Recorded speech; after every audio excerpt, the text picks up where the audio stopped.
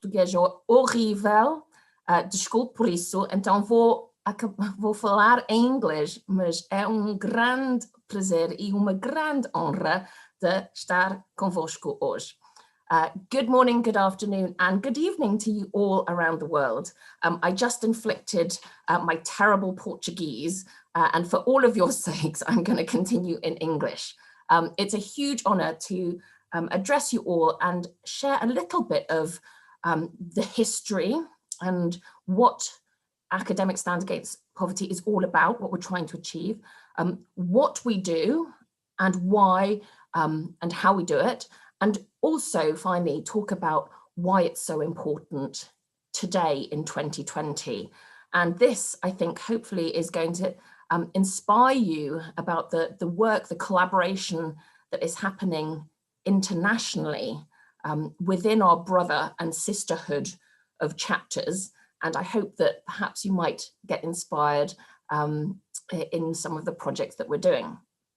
So I will perhaps share my screen and please tell me if you can see this. Yes, we can. Fantastic. So what is ASAP? We are effectively an international community of scholars and researchers working to confront the rules and the policies that perpetuate global poverty. So we are there to address marginalization, lack of access to voice, and to speak truth to power. And we started, as Daniela said, 10 years ago, where a group of globally renowned philosophers, development economists, researchers, and educators saw that the research that they were doing could potentially have more impact on how policies are made and on the public discourse. So how can we use our research to actually make a greater impact on the world's poorest? And that's really critical. It's how do we do that? We basically make cutting edge research on a whole series of issues that are systemic in nature, whether it's poverty discourse and how we measure the effects of interventions, whether it's speaking truth to power around the unfair rules of the finance system, whether it's revealing poor tax practices and human rights abuses. These are the kind of issues that we address, from climate change to democracy. And how do we do it? We make it effectively, there's a triangle that we're trying to influence. There's academics in one corner, the public in another corner, and then policymakers in the third corner.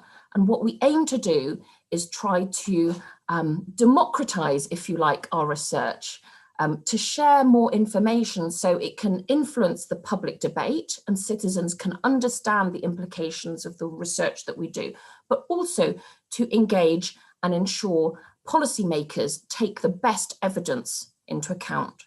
And so we have mid-career, very junior students. We have chapters in various universities and in about 24 different countries around the world. But we really what really brings us together, the common unifying denominator, is the commitment to eradicate poverty and injustice in all its forms, wherever it's found. So we have chapters, and in fact, the chapters are, if you like, the energy of all the work that we do. We have fantastic academics, researchers, students, and people like me who really aren't academics really, but we are very passionate about the work that academics do. And we believe that policymakers should be listening to academics' insights much more. And there's quite a few of us, whether we work in policy or communications, that are there to serve and provide support to act as a bridge, if you like, to policymakers. That's how inspiring the mission is. And so effectively the chapters all over the world in different continents, from Africa to Asia, to Latin America and Australia, they effectively organize events, collaborate around projects, and this is the kind of thing that we do. ASAP Canada brought a series of academics together to build cross-university collaboration on key issues around how do you actually drive the Sustainable Development Goal agenda.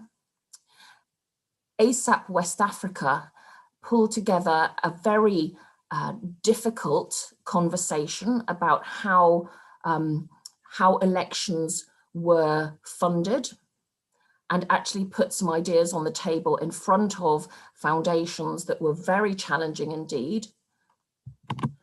Then we also, for example, have done very effective work at bringing academics from all fields together around audits to hold governments to account by looking at the manifestos when they are about to be elected and saying, how effective are they at addressing poverty and housing, climate change, issues around pensions, and then rating them.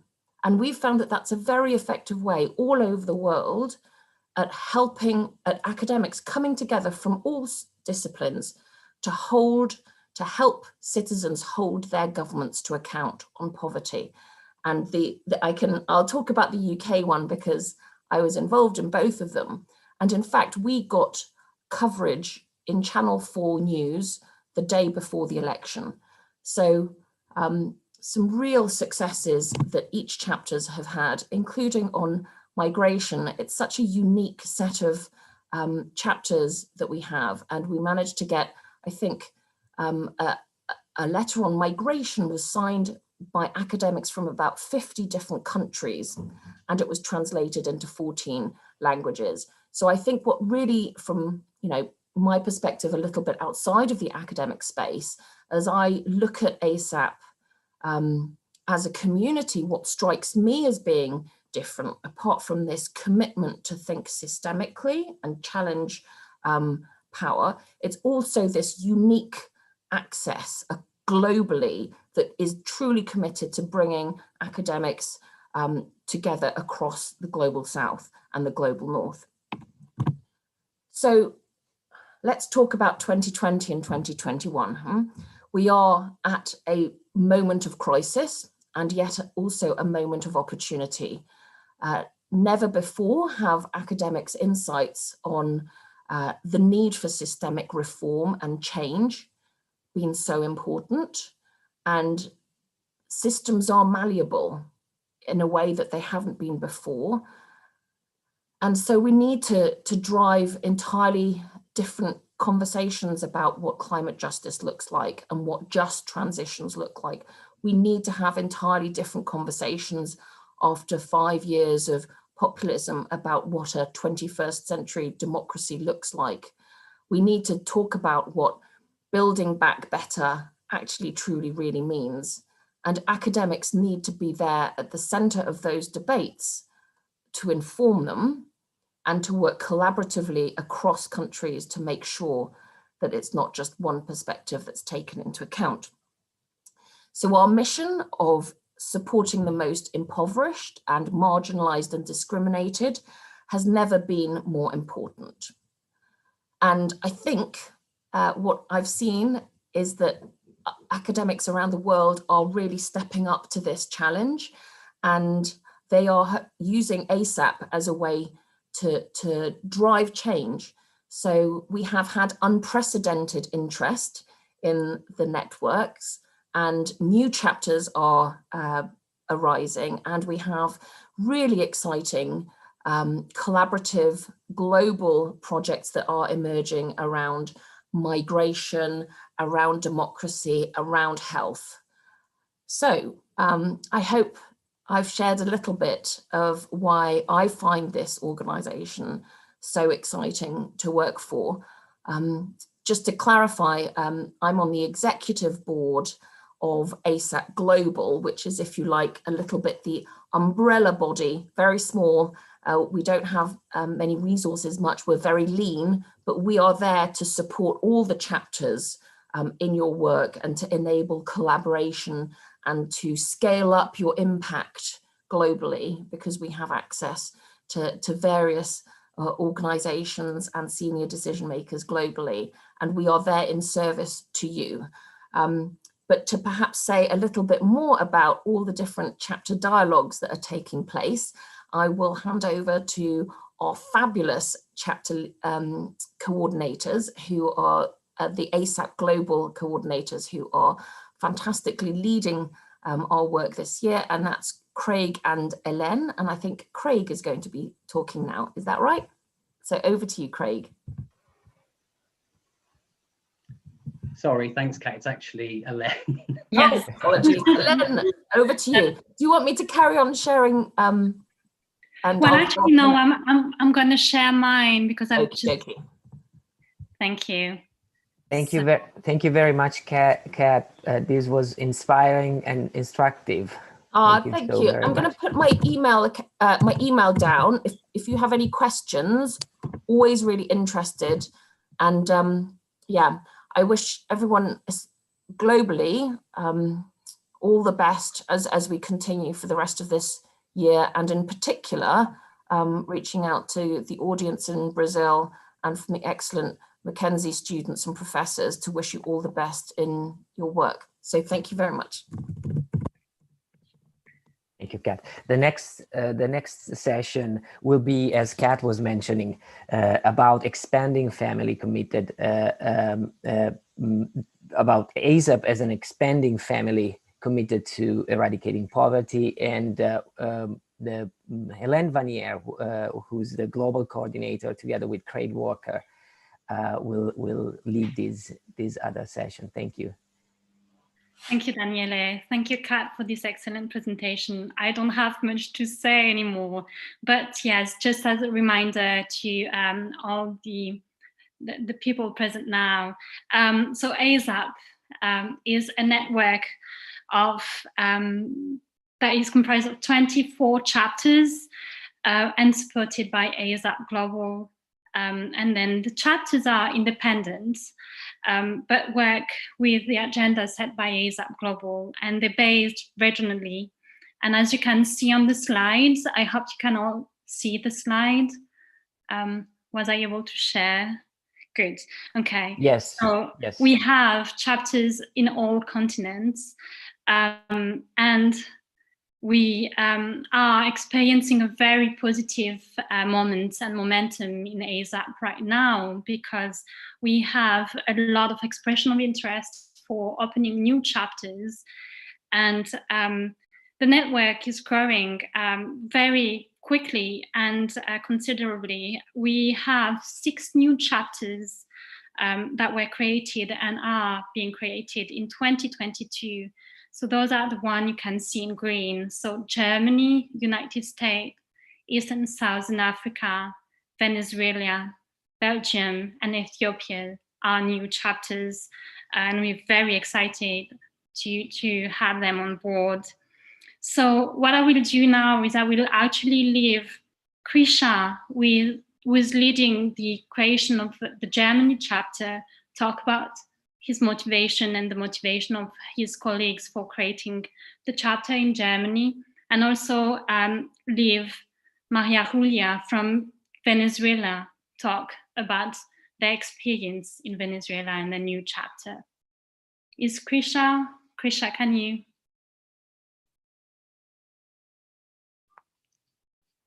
So I don't know how I can. Krisha?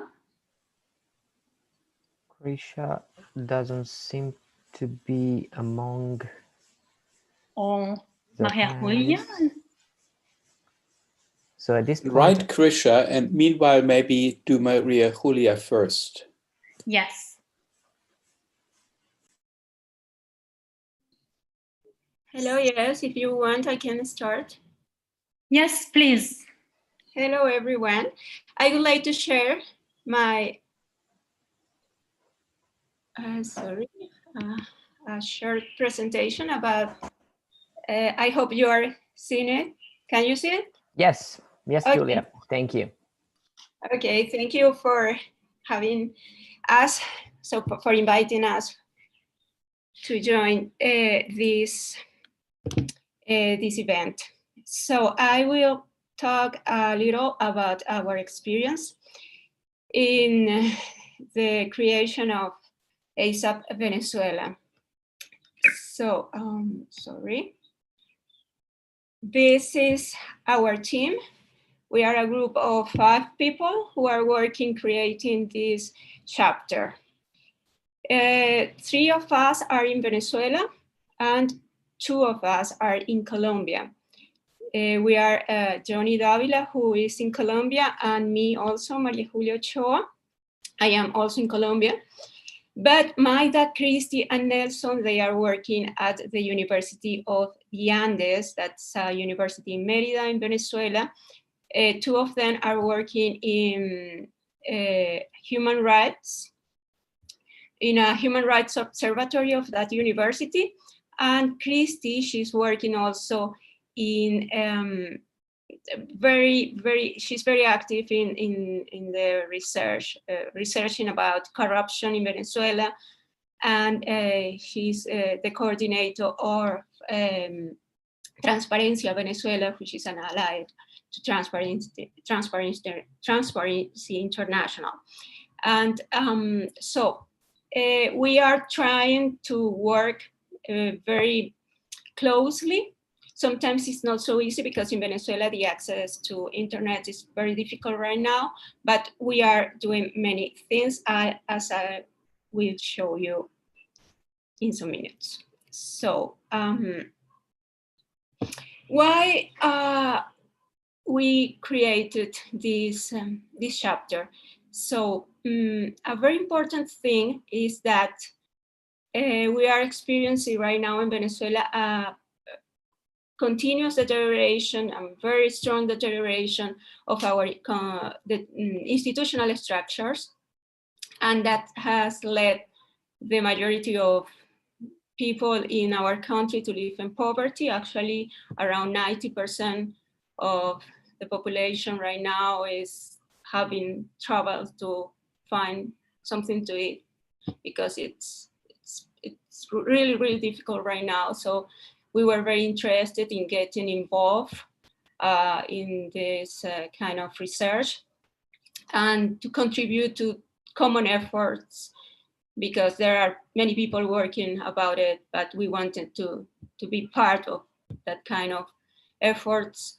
But what we wanted to do is more specifically is to look at local, but also at global causes and consequences of about what's happening in Venezuela. So, sorry.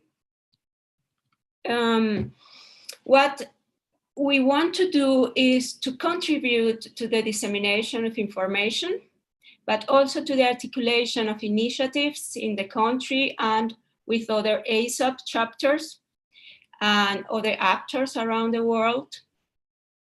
And we also want to contribute to the evaluation, discussion, and proposal of solutions about what we discuss. And so we are starting with this chapter in August this year. And I will tell you a little about what we have done so far. We are organizing some discussion sessions, so in the form of webinars. We have done 2 webinars so far. The first one about corruption and poverty in Venezuela, and the second one about feminization of poverty in Venezuela. And we are organizing our 3rd webinar that will be held on 4th, in the next days, on the December 4th.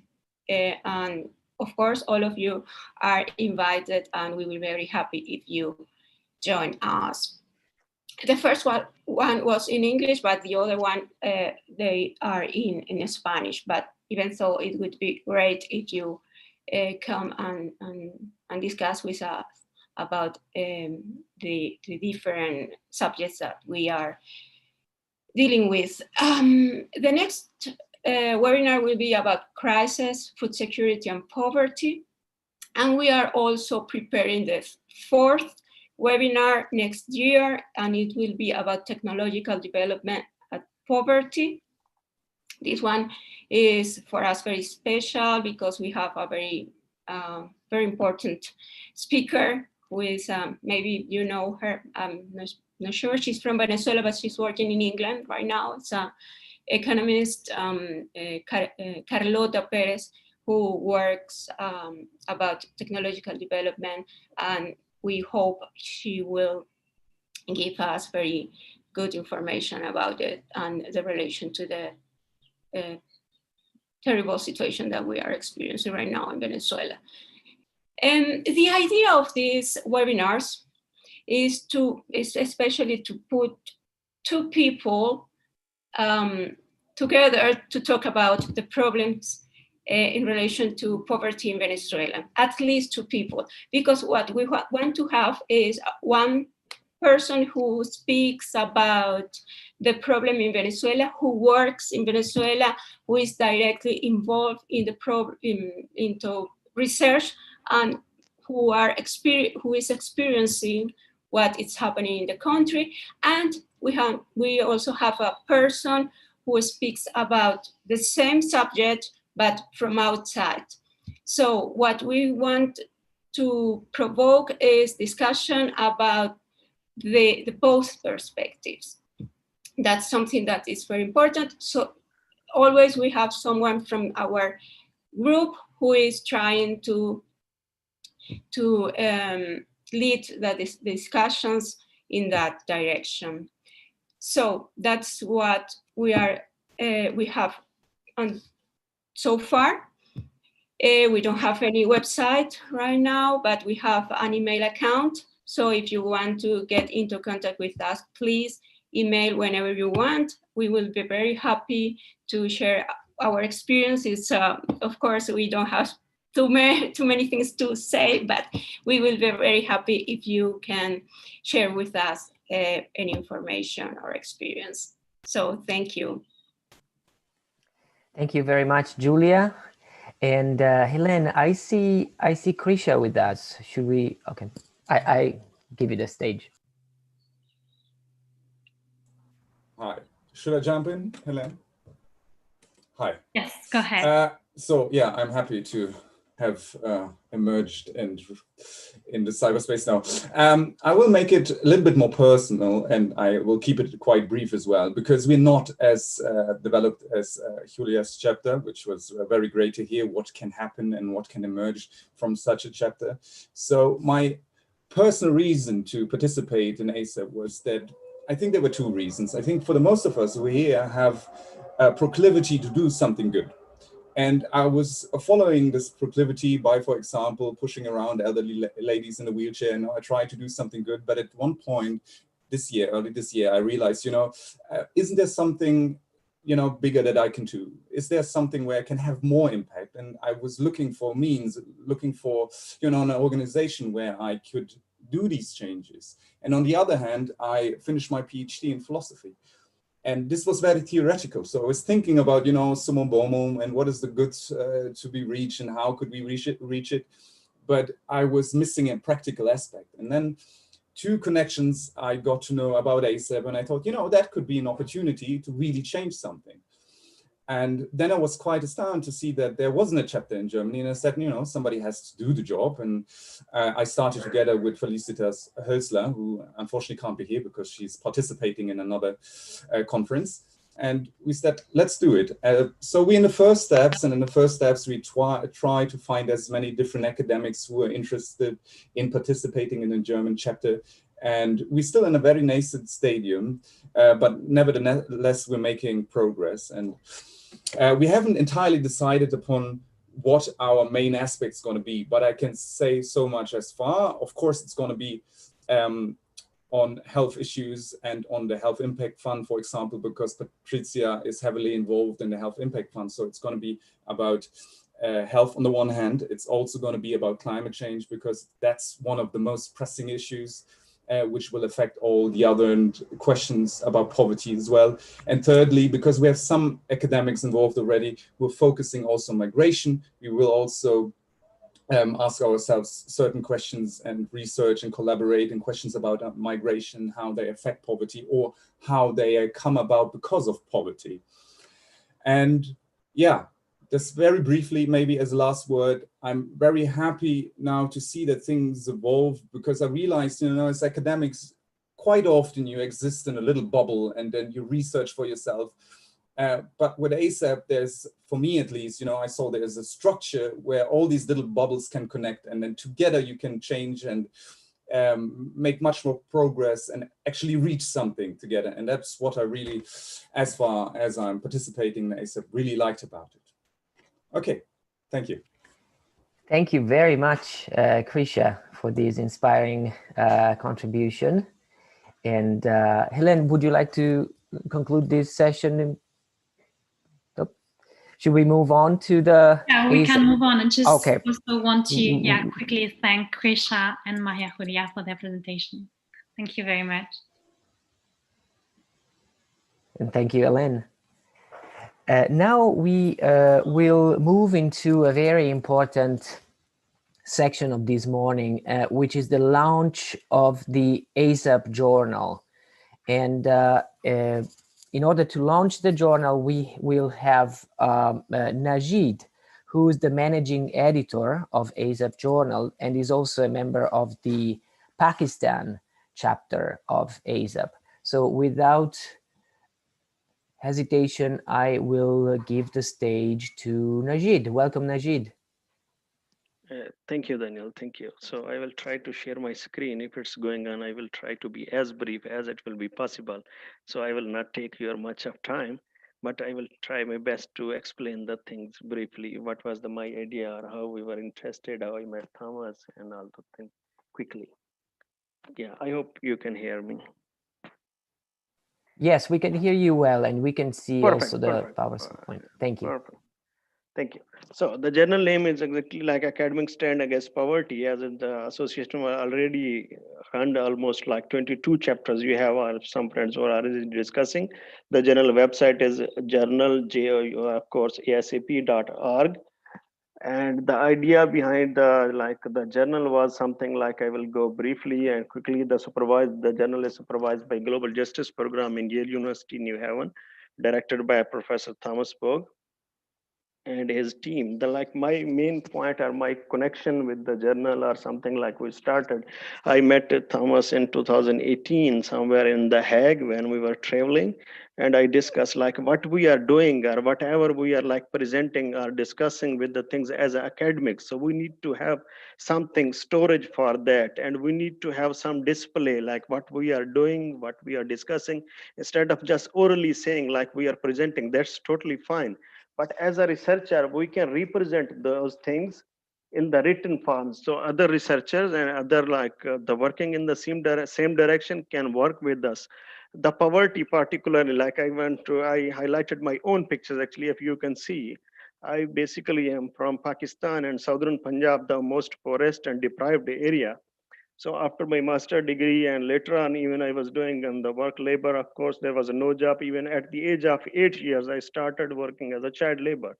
So for me, the child abuse or those things have little meaning, honestly speaking, because I was having nothing, or my family was poor. So I was starting that time at the age of 8, 9, 10, so on, later on.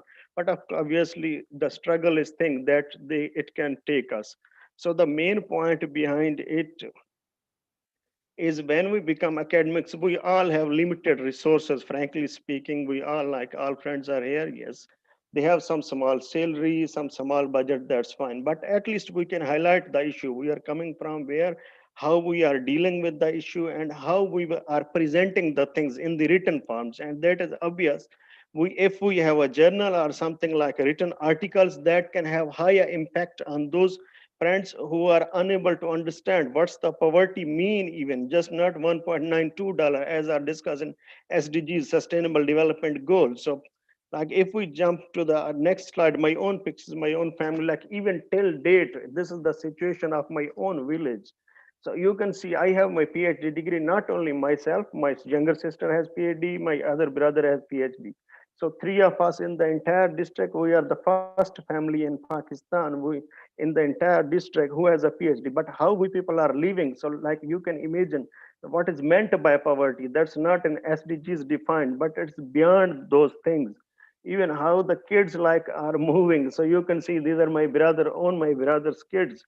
So where we are living, how we are managing the situation. When we are going towards the other friends, we are not asking for the actually the money. Like money is nothing in SDGs. Like when I was in somewhere traveling to the Europe, so I learned in Europe, like when we are going to WC, the cost was 1.5. That's defined frankly. It is a bit like funny and ridiculous sometimes to define the poverty in the form of just monetary terms. So we all as an educationist, we are working, we have some responsibilities, and that are what responsibility we can highlight the issue. We can told the other friends, senior friends, NGOs, association, organizations, government bodies, like what we are facing honestly in the form of poverty, how we are living. So instead of going to the all slides, whatever I make, like if you check here, I made somewhere like 17. It's written somewhere, you can see the 17. So 17 goals mainly directly are directly sustainable development goals are discussing about the poverty. The main concern in SDGs is actually the poverty. We can elevate, but still the poverty is over there.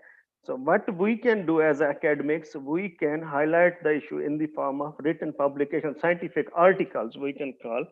So for this, like I requested Thomas when I was there, maybe we can have a journal in the form of similar, like you are working already, academic stand against poverty. So with the same name, Thomas was agreed, and other some friends were initially maybe are saying maybe little late, or you can start anyways. We started the project, the website is ready. You can check the website carefully. And one more thing, like the detail is over here, you can read all detail on the website, like how the things are going on or how we are working the journal. The submission policy is also here. About the journal and submission guidelines are also given. Contact us if you need to contact. The website has a contacts also. Second, like we open, this website is based on open journal system, OGS system. That's open access for the all journals. These are two unique features. For example, when you are publishing the paper, you need to, when you are downloading, secondly, you need to pay the fees. We don't charge any fees, so it's free of cost. And second, when you are submitting the paper, submission to a revision policy, that's totally free of cost. So any friends is welcome to submit essay, and any friends is welcome to help us for the as editorial board or reviewers. Of course, we are welcoming any support from all of you. That can be as a reviewer, that can be as an editor, or you can highlight the issue like we have a journal and we need your support to make it more known to the friends. As we are at initial stage editorial board, we have already diversified editorial board from different countries, and all friends are senior, but I am thankful of all of them. Some are here and some are not here, but they are supporting us. We are at initial stage, but at the current moment, believe me, we are on the first volume and first issue, but here we are considering the quality, and 50% is rejection rate. Might be that is the among the top journals rejection rate. Almost one paper if is going to be accepted, other is going to be rejected. So considering the quality, if you are submitting your essay in academic stand against poverty journal, be sure the quality will not be compromised on any stage. And when we are submitting to our editors your essay, we are not making the like you are we are sending them anonymous. Your identity is not known to the editor, neither to the authors. So this is the hidden between like editorial board. So we are considering the issue seriously. And first, when you submit your essay, we are checking their plagiarism similarity index. If it's going above the 15%, we are going to desk reject the essay. So this is the initial some things that I was interested to share with all of you. Thank you. Thank you very much, Najid. Before I pass over the chairing functions and responsibilities, I would like to convey two questions. I don't think we can directly answer the questions now, but let's keep these two questions in mind. And if somebody wants to answer these questions, obviously, it's completely fine with me. Christopher Ngoza is asking, how can we form a chapter in Zambia? And this is a great question. So I would like our hosts and guests to keep this question in mind in the next panels.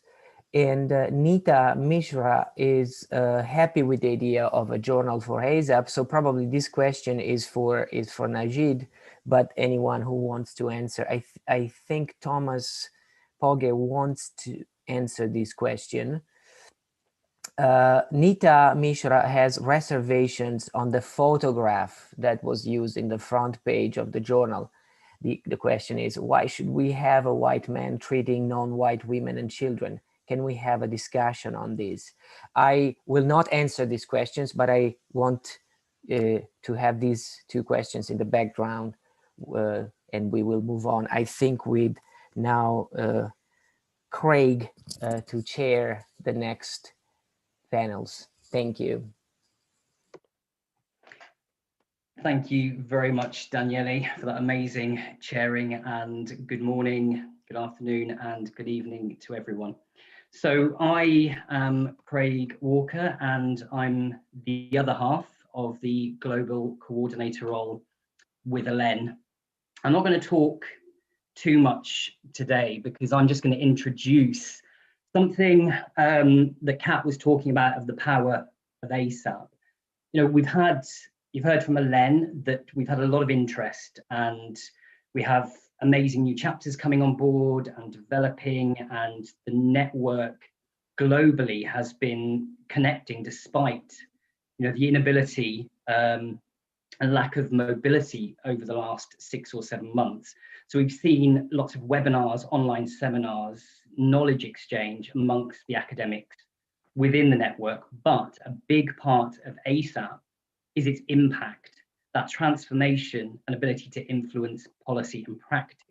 And this is where we've seen a lot of energy and enthusiasm within the network over the last 6 months as well. So I'm just going to introduce what, over the last couple of months, what we've been doing is getting the chapters together, because there's been a lot of interest in trying to develop a really strategic research agenda to help the entire network really punch onto that kind of global stage. And today we're going to be hearing from 4 of those amazing projects. So yeah, over the coming months, these are going to be priority projects that the entire network will be developing, but the idea is that they're inter-chapter. So this is where we get the increase and amplification. So it's not just one chapter looking at their research interests and their agenda, but these conversations are really cross-chapter. So where can we build a lot of momentum to increase our ability to develop really kind of rigorous evidence-based knowledge around the most pressing problems around poverty globally, and yeah, really kind of amplify the impact that ASAP is having. So I'm really enjoying being part of this conversation at the moment. And so today I'm going to hand over quite quickly, but as I said, we've got 4 of these projects. We have Professor Thomas Poge, who is the director of the Global Justice Programme and one of the coordinators of this conference. He's going to talk to you a little bit about the Health Impact Fund.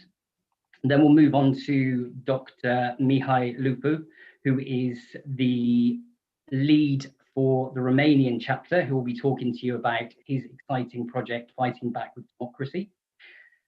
Then we'll hear from Alexander Musimuko, who is our chapter lead in the newly emerging East and Southern Africa, talking about tax, exploitation, multinational corporations, informal and drained wealth and economy in Africa, in partnership with the West African chapter.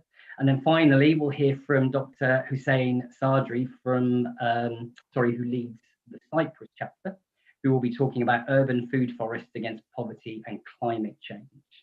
And Daniele, I know you said that I would be chairing this session, but we do have Dr. Elena Pribiatkova with us, who has recently come on board to join the global board for ASAP, and she's very kindly said she will moderate this session and then take over the whole Q&A.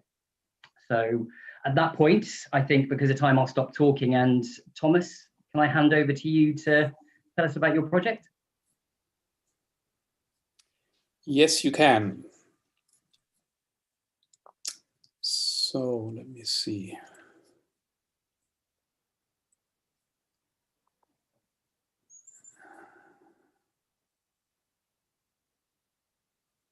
Can you see my screen? Yes. Yes, we can. Yes, Okay, we can. the- Yes, we the- can, Thomas. Okay, Could you make whole screen function? I can. Thank you.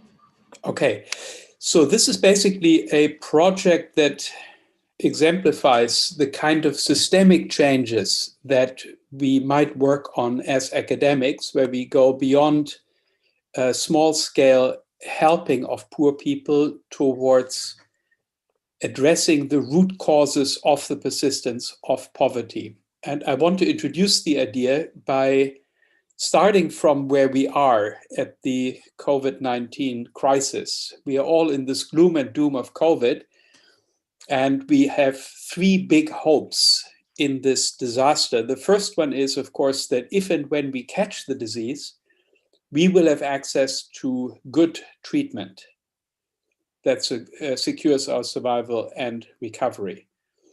A second hope is that the incidence of COVID-19 will decline, thus reducing everyone's risk of infection. And our third hope is that there will be no new outbreaks of other diseases or disease strains that might expose us to similar dangers and disruptions.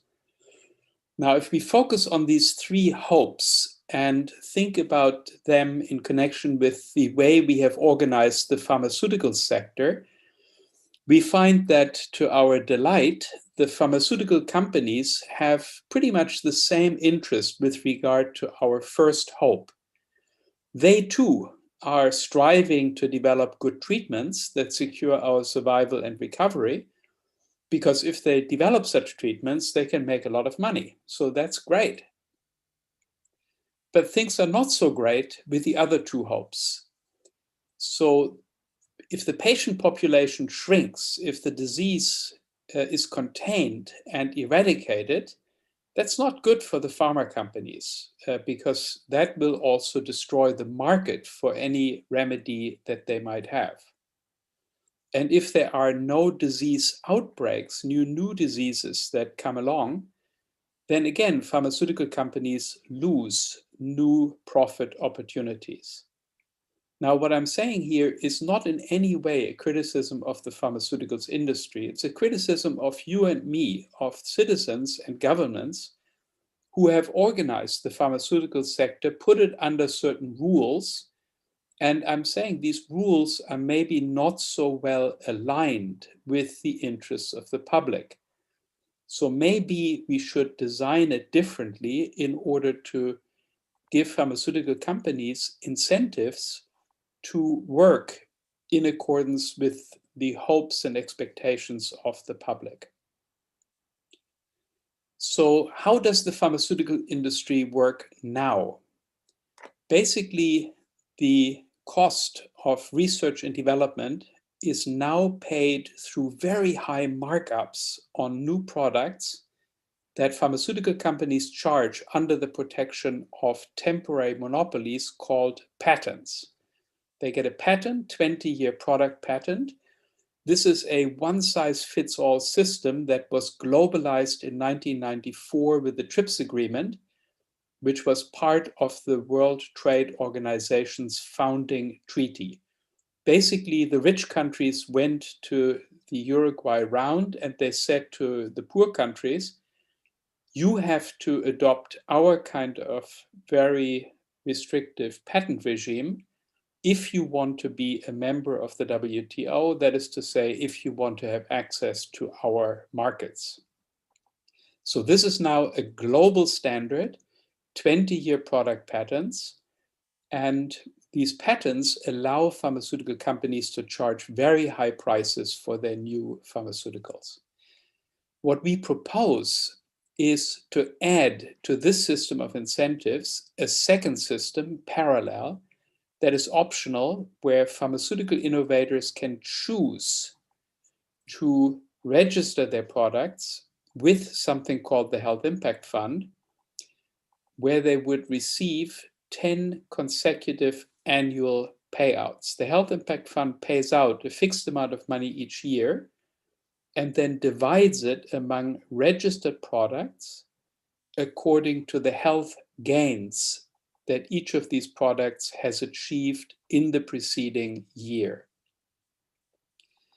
Registered products must then give up their other reward. It's a choice. If they opt for the Health Impact Fund, they cannot also charge high monopoly prices. Their price is capped to merely covering their costs of manufacture and distribution, basically the variable cost. All the cost of innovation, the fixed cost, is covered by the health impact rewards. So let's look a little bit more in detail. Suppose we had the Health Impact Fund in existence, and suppose it had annual pools of about $6 billion, which, by the way, is less than 1% of what the world now spends on branded pharmaceuticals. Then we would get about 20 to 25 products registered at any given time. So 2 would come on each year, 2 would go off each year. Each product would remain on the fund for about 10 years. And we could get that money together, the 6 billion, if countries representing 1/3 of gross world product contributed merely 0.02% of their gross national incomes. That's $2 out of every 10,000, hardly a lot of money. And this financial contribution would, of course, be offset by 4 financial gains for taxpayers and governments. There would be large savings on registered medicines because all these medicines supported by the Health Impact Fund would be available very, very cheaply. There would be enormous healthcare cost benefits because people who get timely treatment would not have to go to the hospital and get more extensive treatment later. There would be massive gains in productivity through reductions in the global burden of disease. And that in turn would also boost tax revenues because these economic benefits would to some extent be taxable. So in the end, the Health Impact Fund would very easily pay for itself, possibly many times over. I summarized the 5 main reasons for having something like the Health Impact Fund around.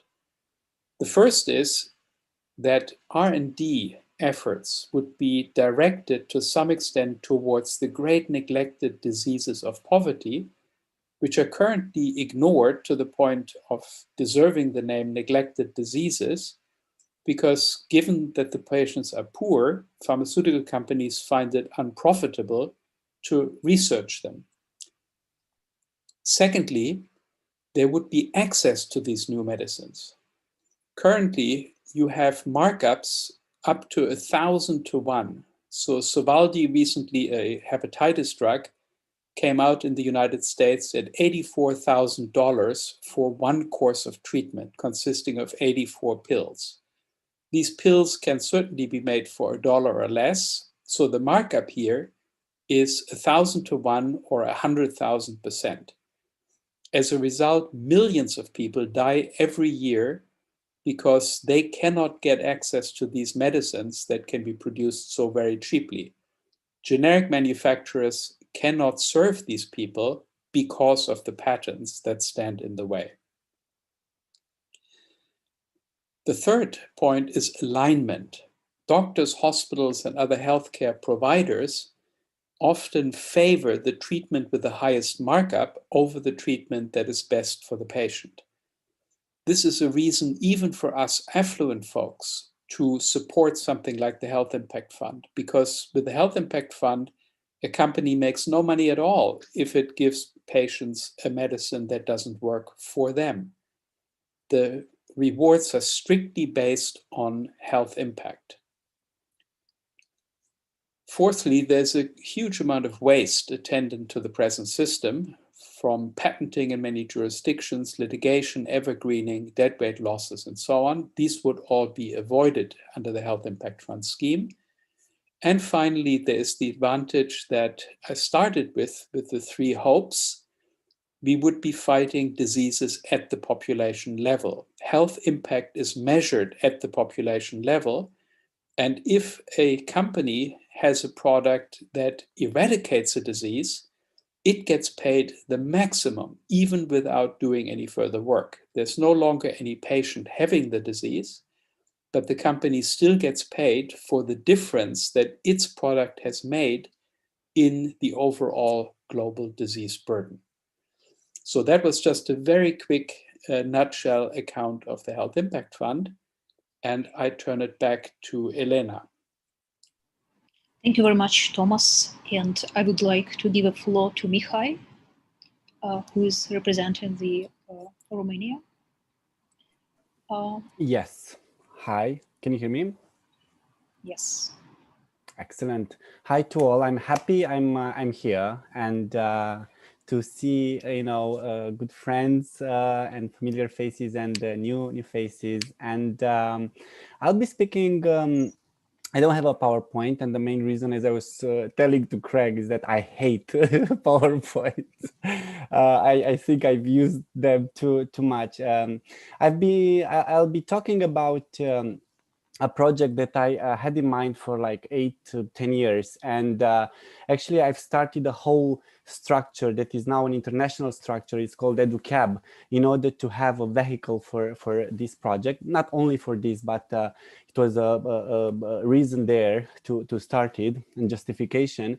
And mainly it was a matter of how can we get to small to medium-sized communities where they are, let's say, the most exposed to poverty, and poverty is through misinformation, disinformation, through lack of opportunities, from knowledge to various others. To have the civic metrics there in place, and infrastructure, the economic infrastructure, and so on. And I was looking at how can we actually translate democracy, because Kat was mentioning in the beginning of this session, how can we, and we have to probably reinterpret the way we are tackling democracy, and making democracy somehow more familiar, if you want, to citizens, because now it's a distance in between what we know that democracy is, because we hear it at the television or in the academic world, and usually we have an expression, language. So that language that you hear but you cannot understand and you cannot relate to it, and the actual practices, the actual day-to-day life that you live in your village, in your small community or a neighborhood or of a big community. And what I did so far, and this is the stage, and I've started this project, part of EduCab, this concept that I told you about. It stands for Educational Capacity Building in Local Communities. And it's a matter of working with hundreds of libraries and helping them to build their capacity to better serve communities and have messages like the ones from ASAP somehow translated to larger audiences, and they become the entrance points to communities. But then for me, it's a matter of making partnerships and developing it in partnership with chapters, ASAP chapters, and to become an ASAP program as well. And I'm happy we can talk about it here. And what I did is to look at VDAM Institute and the way they are measuring the state of democracy in various countries. Also other institutes like the Kettering Foundation, Charles F. Kettering Foundation in US, where I've been a researcher resident last year for 7 months, also Freedom House and other institutes. And I've been looking at like hundreds of indices and indicators on how can you measure democracy. And I've chosen, and here I'll screen this working document. Actually, it's work in progress, and I wanted to be witness of what I'm actually working at, and of course to invite you in this process. I've been looking at hundreds of indicators, and then I've chosen around 68 of them. And if you see here in A and C, the columns A and C, exactly how you will find it in VDEM, for instance, Institute there. And then you have the main indicator, and then how it's split in smaller categories. Like if you see here freedom of expression, you can have it under press and media freedom, freedom of ordinary people to discuss political matters at home and in the public sphere, freedom of academic and cultural expression, and you go on, like freedom of association, clean elections, and you have the split there. For each of these smaller categories, I've been working so far with, well, hundreds of people from various groups like civic engagers, professor of political science, and then mayors and librarians and NGO people.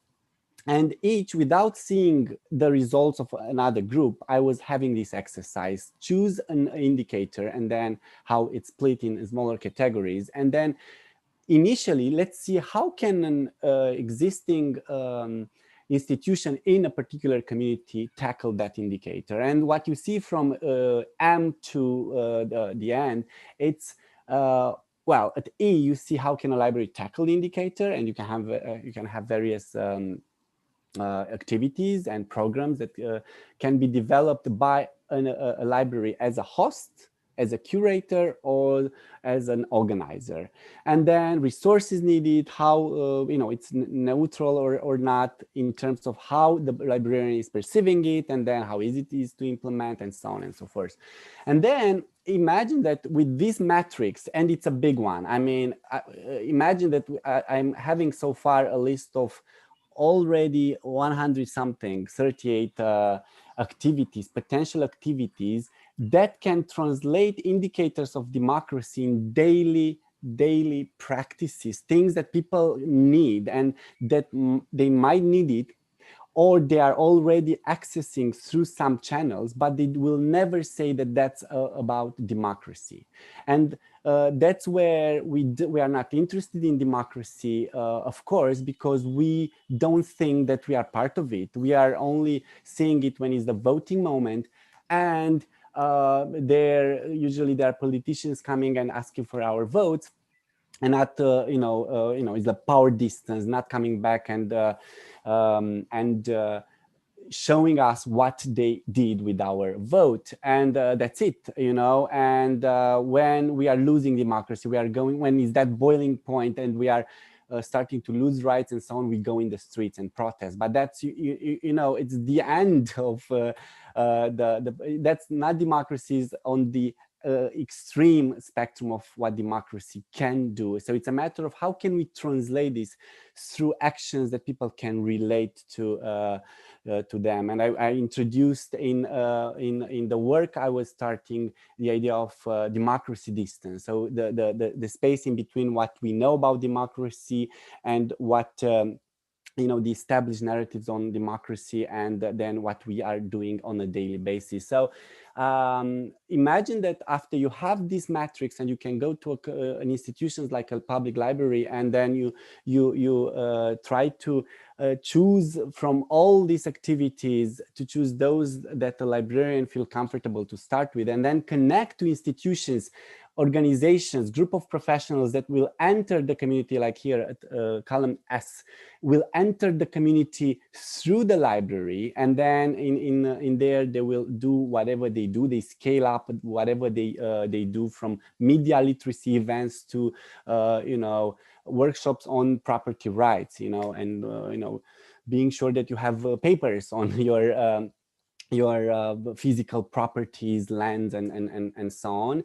Then imagine, what does it mean to have these metrics with projects that are rolling there in communities. And then you can make the same exercise for the city hall, for the local NGO that is there, for the school, maybe for the church and other institutions that are in that community. So it's something like civism and democracy within all policies, as you have the health within all policies. And of course, in this exercise, which is big, Mihai, right? Yeah, please. Could you please go to your summary?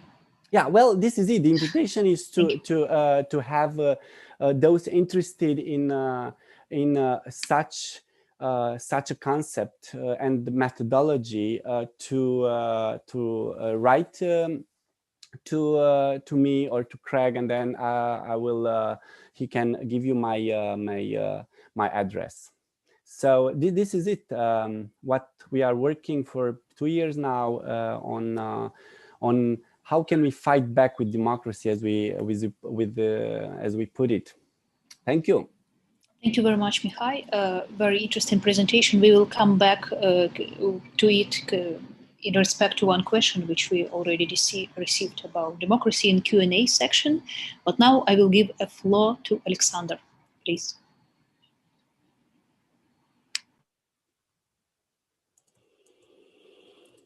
You should unmute yourself. Alexander, please unmute yourself.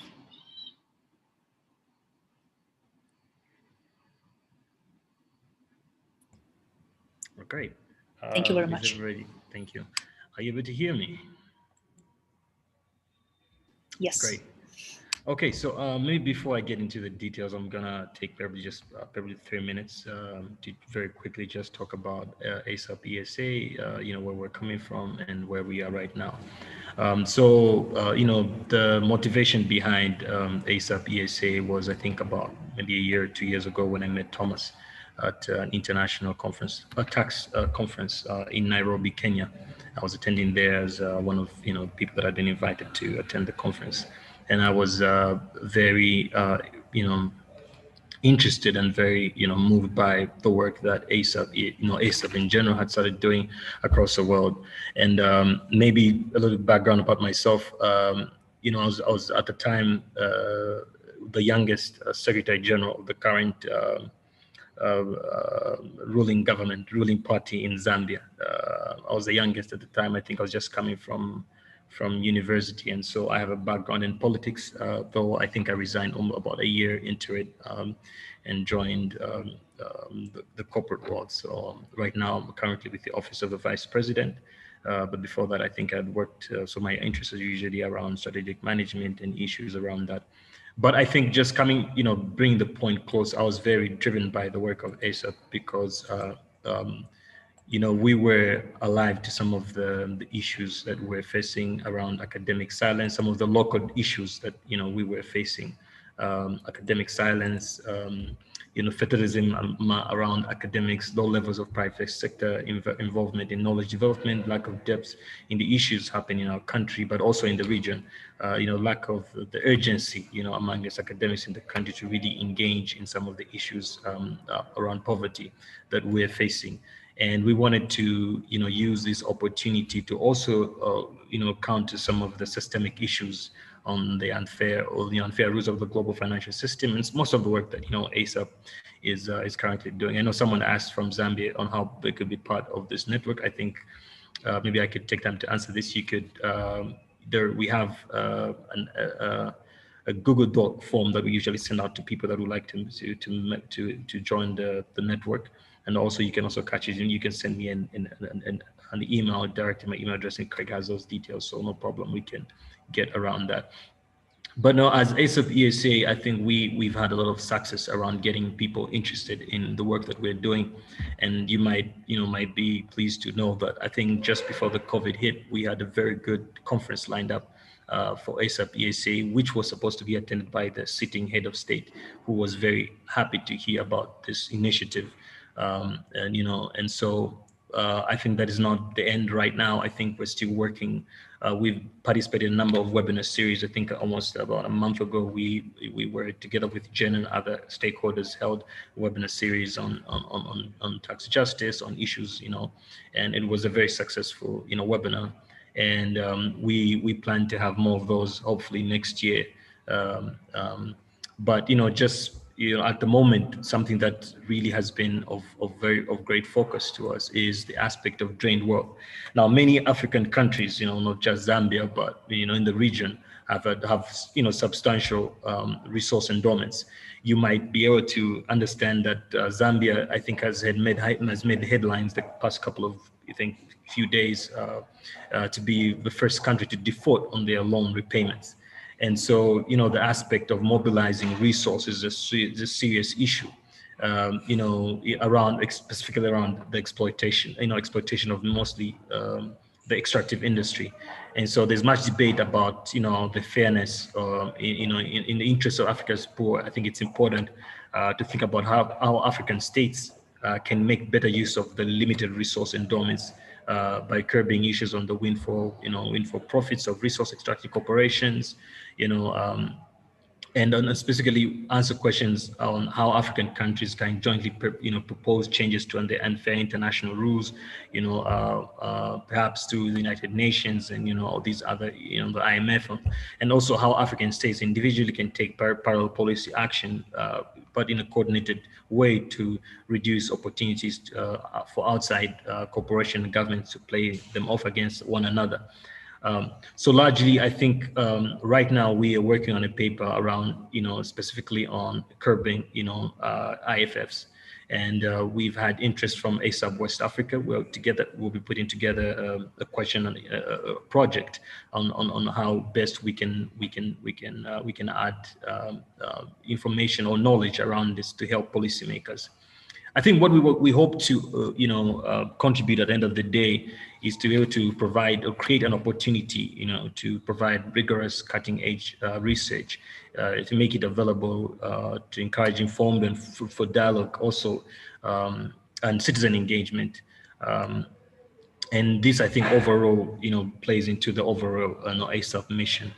And yeah, I think in very few minutes, I think that's pretty much what we're working on. I think in more from the internal side, we have a number of projects, I think, around encouraging writing among us young people. I think this has been set out very soon. I think we're trying to get support around this and also its finances. I think this has been some of the, as Najid was mentioning, but generally, there's been a lot of work that's coming on, a lot of projects that we're working on, and specifically on this particular one on tax justice, we hope that we'll present a good case with West Africa, and then see how we can replicate this in other regions. Thank you very much. Thank you very much for this great presentation. And Hussein, the floor is yours. 8 minutes, please.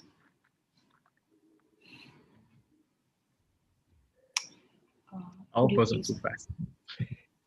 Good morning and good afternoon to everyone. Trying to share my slides, yeah.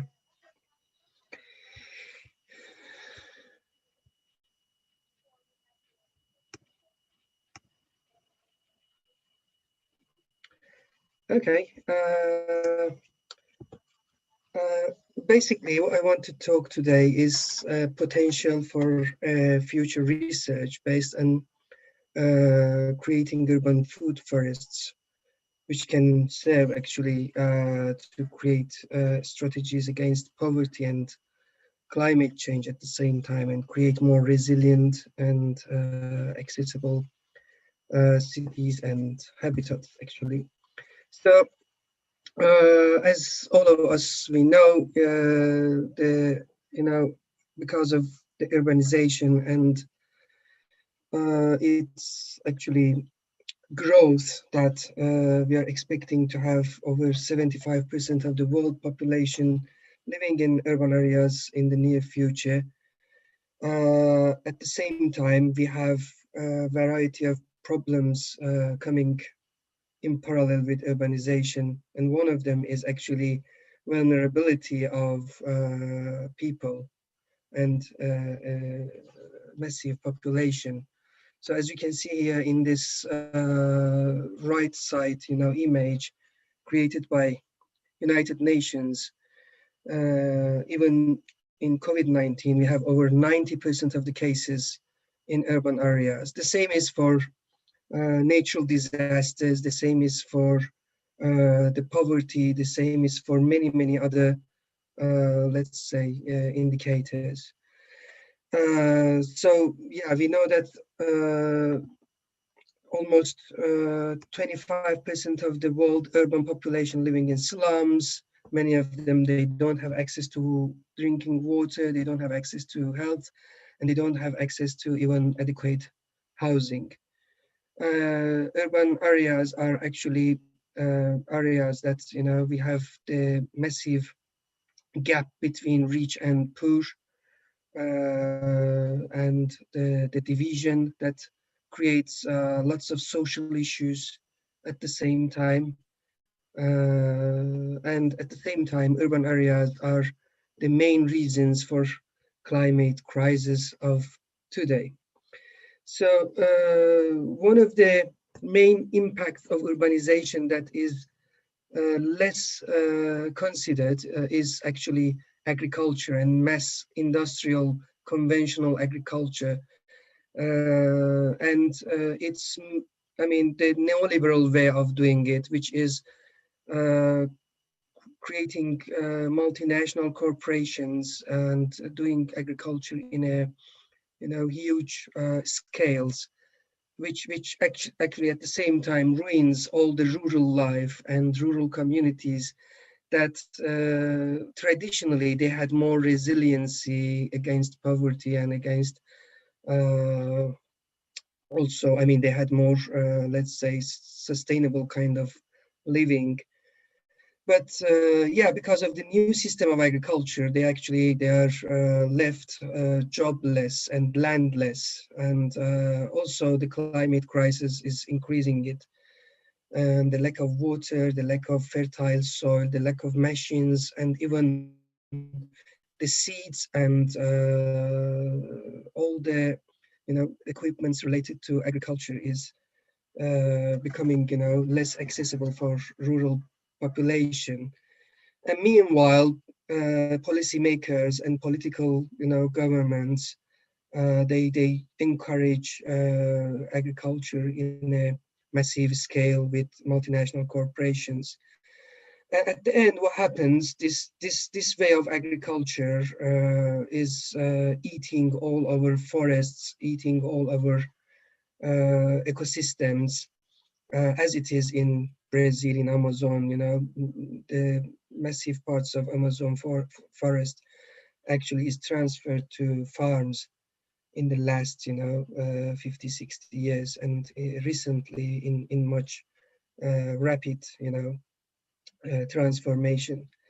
At the same time, the cities is becoming more concrete, more with less green areas, and even the cities that have some green areas, the green areas are not productive and are not actually sustainable because they use grasses or other kind of vegetations that they need lots of care and maintenance, and they are not good for climate reasons, and socially they are not useful. They are kind of useless to create any economy for the communities, to create any empowerment in the local scales.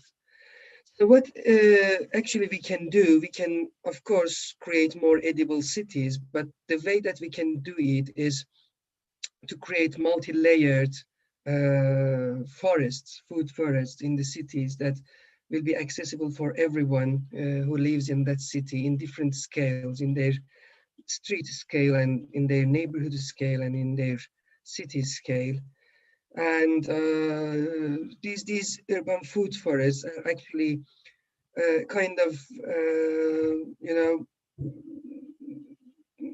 living webs that every living being living in that food forest is interconnected to each other. It's like the wild forest, but the difference is that they are edible, and there is no need for their maintenance. There is no need for actually to replanting every day, every year, and or every season, because their plants are not seasonal, or even not mainly seasonal. So they're mainly perennial, and the seasonal plants also, they reproduce themselves during seasons and annuals. So basically what it is needed is the first startup of this project that takes maybe 15 to 20 years, and then the communities living in the cities can have more resilient food sources, which reduce the transformation of lands in the rural areas, because we will need less not rural, but outside of the cities, food products. We will have more self-sufficiency in the cities. We'll reduce the need for the fossil resources, because you will not need the transportation of these materials. And then the metabolism of the cities actually change to more cycler one. And actually, mainly with the kind of social work, you can create some communal solidarities and communal benefits. You can transfer the concepts of public and private property ownerships. We have very good examples, especially in New York City, about the land trusts and the way that communities actually creating some small community gardens. The problem is that these kind of examples, usually they move towards creating some truck gardens that they need maintenance in a very high, scale. And always there must be some people taking care of them continuously. While, the food forest, they need the first, the human power only in the beginning. And of course, the most important part is to make all these foods accessible to everybody, no matter of their, status, and especially to the urban poor. And so it can be supported with kind of local exchange markets, and it can create some new forms of informal living in the cities for excluded communities in the cities. So what can be done as a research project is actually, it can bring lots of different disciplines, from philosophy to social sciences to humanities and design and science, looking at the way that we can create a model, and then the way that we can actually measure its impacts and redesign the system during the time. So thank you very much. Thank you very much to all presenters for the great presentations. And now we have just 8 last minutes for Q&A. So the panelists and audience, you still have the last chance to write your question. And now I would like to ask Thomas Pogge, who marked that he's going to answer a question asked by Nita Mishra about the journal for ASAP, which is using the photograph on the front page. Thomas, please. Yeah, this is really for Najit to answer, but basically this is a photo, I think, that is from Najit's home. And what we will do is find another photo that is similarly personally meaningful, but doesn't have this unfortunate connotation. So I completely agree that it's not a perfect photo. It doesn't convey the right idea, and we will just find a better one. And thank you for pointing it out. Thank you very much. And another question is, we had 2 other questions which have been already answered by my colleagues. Thank you very much to them. And another question is by Nita Mishra, again, thank you for your activity, is about the hype of democracy. I guess it relates to the discussion which was brought about by Mihai, and probably Mihai might have an interest to answer, I'm not sure. So she is asking that the biggest democracies in the world has its president refusing to step down.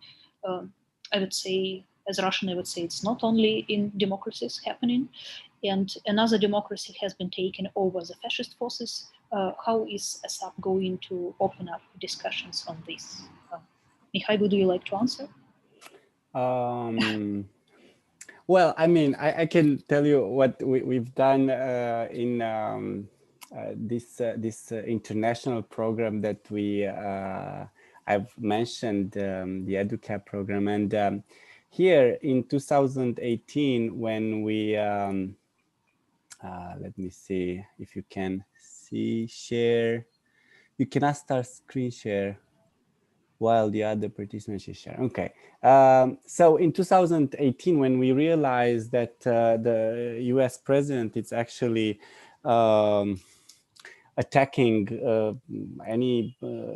all the institutions, democratic institutions, and is like showing disregard to facts, disrespecting the press, the media and so on. We've launched a campaign, an international campaign, and I'll screen.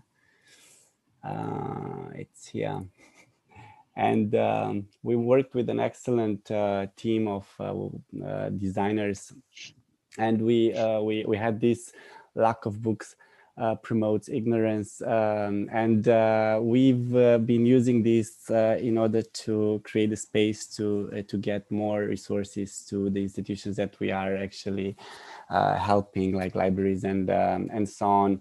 Regarding the exact question of that we had from Nita Mishra, and how ASAP is going to open discussions on this, I don't want to avoid the answer, but I would ask what she thinks we should do as a global organization, or maybe a particular chapter, because that's something that was mentioned before, that each chapter is it's independent and is having their own projects, and I don't have an answer. I would love to discuss this definitely as a professional, and we actually I've done events on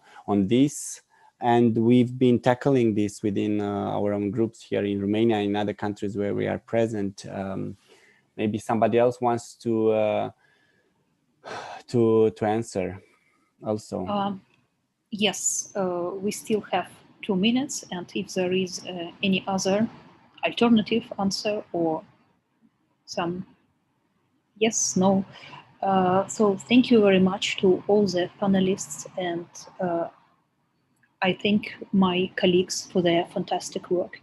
And I would like to give the floor back to the moderators. Craig, Helena, you probably have your last word about this section. Brilliant. Thanks, Elena. Thanks very much, everyone, for the presentations and the engaging conversation and the Q&A. And I'm very conscious that the next session needs to start on time. So I will just leave you with thank you so much for joining today. If you are interested, inspired, you're already a member and you want to connect, get in touch with Elena and I. We can connect you to other chapters. Or if this has inspired you and you want to join, please just drop us an email and we would love to hear from you. But yeah, thank you so much for joining today and enjoy the rest of your day.